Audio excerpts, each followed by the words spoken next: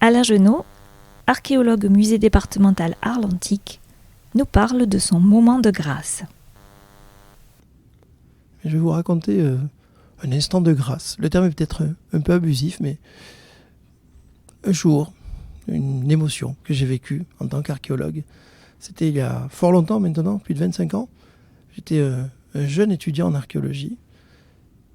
Deuxième campagne de fouilles que je réalisais sur le site de Latara, qui est juste en dessous de Montpellier. C'est une ville gauloise, Celto-Ligure. Et cette année-là, j'étais responsable de secteur. Donc j'étais tout fier parce que, voilà, jeune débutant, j'avais quelques mois d'archéologie derrière moi, mais pas beaucoup. Donc j'avais une responsabilité et je gérais la fouille d'un îlot d'habitation. Donc des maisons simples, avec des murs en pierre pour les fondations, des élévations qui à l'origine étaient en briques de terre crue qui avaient disparu. Et on fouillait ces maisons, notamment une. Et c'était une fouille très délicate parce que les maisons gauloises avaient des sols en terre battue. Donc les habitants mettaient une argile très fine sur le sol pour avoir un sol confortable. Et ils faisaient des recharges, c'est-à-dire que quand le sol s'usait, quand ils jetaient peut-être ou qu'ils perdaient quelques objets dans la maison, ils rajoutaient des couches de terre. Donc cette fouille était toujours très délicate, toujours très compliquée, parce qu'on fouille une couche d'argile, qui est sur une couche d'argile, qui est sur une couche d'argile, qui viennent à peu près du même endroit. Bref, un vrai défi. Donc c'était assez exaltant et assez difficile, mais c'était intéressant. Et un samedi matin, alors que le chantier était quasiment désert, parce que le samedi, il y avait moins de monde qui travaillait, j'étais tout seul dans mon secteur de fouille. Et je travaillais dans l'angle d'une pièce, vraiment à l'angle de deux murs, et je dégageais donc minutieusement ce sol de terre. Et je gratouille avec ma truelle, puisque la truelle est l'outil principal de l'archéologue, pas une truelle de maçon, une truelle spécifique, mais voilà, une petite truelle. Et j'enlevais finement, je creusais doucement, on fouille à plat. Hein. Quand on fait l'archéologie, on essaie de dégager les surfaces planes, surtout quand on essaie de trouver des sols. Donc on enlève doucement pour essayer de voir les micro-couches. Et je trouve des fragments d'un coquillage écrasé sur place, une téline. Alors, les télines sont des petits coquillages blancs qui doivent faire entre 2 et 3 cm de long, 1 cm de large, assez fragiles, très bon à l'apéro, préparé avec de l'ail ou de l'oignon, c'est très bon. Donc je trouve un fragment. Bon, je gratouille, je le laisse en place parce que c'est un élément lié à une occupation. Donc je dis, tiens, peut-être que des gens ont consommé des télines à cet endroit-là, c'est intéressant. Et à côté de ce premier coquillage, j'en vois une deuxième. Pareil, écrasé sur place. Écrasé le côté bombé vers le haut, hein, pas le côté creux.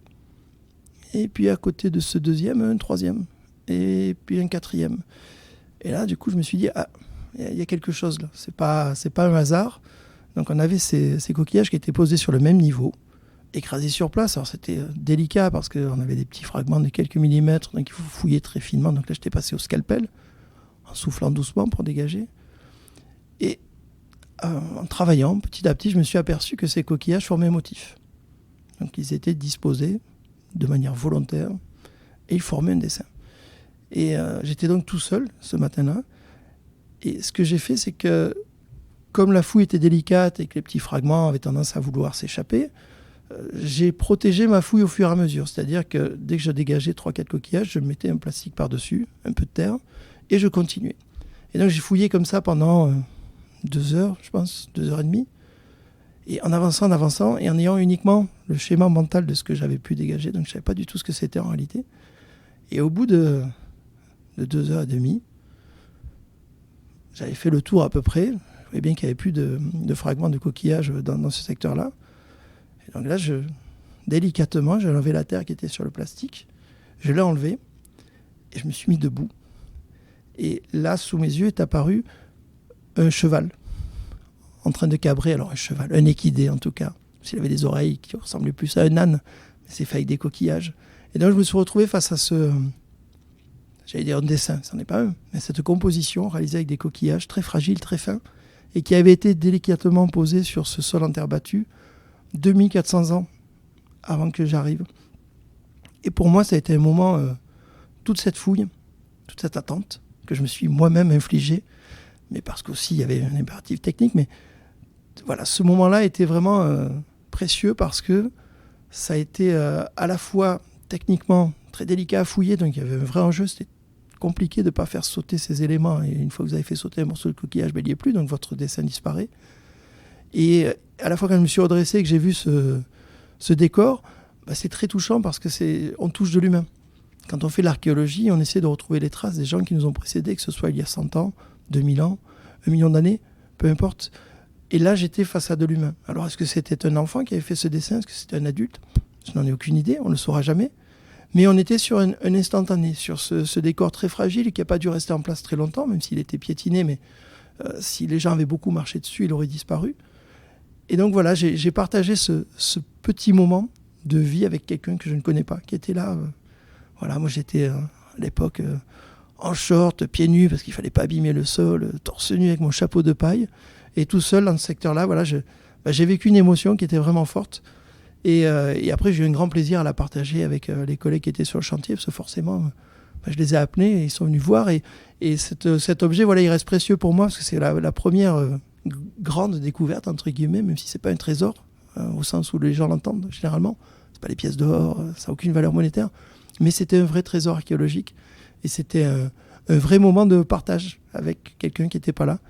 Et voilà, ça a été une grande émotion, une fouille technique, je le disais, mais c'est important aussi. Parce que c'est un peu un défi, le métier d'archéologue. C'est un métier qui implique des techniques. C'est un peu comme j'allais dire un chirurgien, j'abuse peut-être un petit peu, mais il faut maîtriser ses outils et être fin.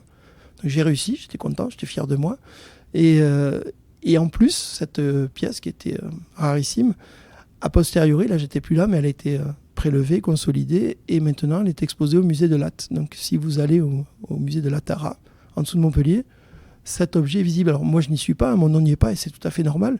Donc moi dans ce process je n'existe pas, et j'ai déjà disparu des mémoires, et j'y serai pas dans 100 ans, mais voilà, j'ai participé à ça. Et voilà, moi ça m'a touché, ça m'a fait plaisir. Donc parfois l'archéologie, ça permet d'avoir ces moments précieux, ces petits moments de grâce qui font qu'on aime ce métier.